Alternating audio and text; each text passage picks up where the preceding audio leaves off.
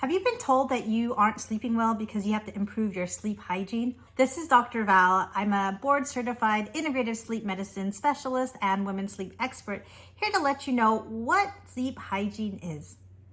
Sleep hygiene really is the set of habits that you have during your daytime and your nighttime that help improve the quality of sleep that you have. Some of them include things like, are you drinking too much caffeine? Are you drinking too much alcohol? Or maybe even the timing of when you're drinking these things.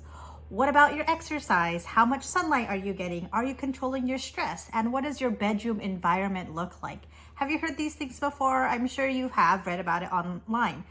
The thing that I want to focus is that if you do have poor sleep hygiene and you improve it and you still can't sleep, it may be that you have an underlying sleep condition such as obstructive sleep apnea or insomnia or restless leg syndrome that really needs to be addressed. Sleep hygiene certainly can help, but it really isn't the cure-all for all problems with your sleep. So some of the basics are create a bedtime ritual. What do you do in the last hour of the night? Is it really relaxing? Or is it too stimulating where you're watching TV and you're watching the news and that just gets your mind going? Another thing to think about is, are you going to bed and waking up at the same time? We're creatures of habit and your body really wants to be on a set schedule. And this also helps with your homeostatic sleep drive. And all that is the longer you're awake, the sleepier you get.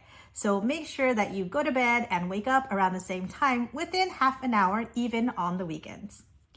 Another big part of sleep hygiene is how active you are.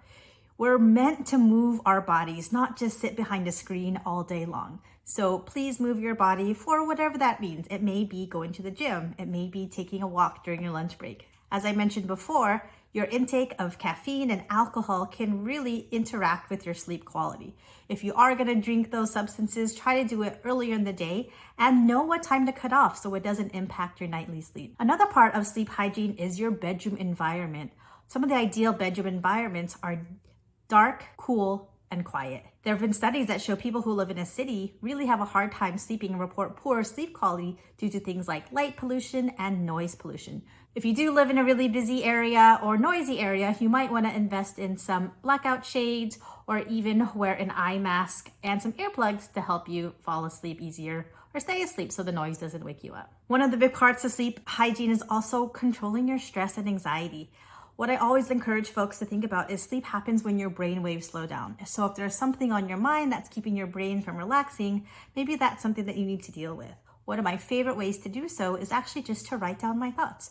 1 to 2 pages in the morning time. I call it a thought download or just a brain dump. Get all of the thoughts out of your brain so at nighttime, when they start to come up, just let them know, stop. I'm going to think about you tomorrow morning, and let it be. Hope you found this video helpful. Subscribe for more.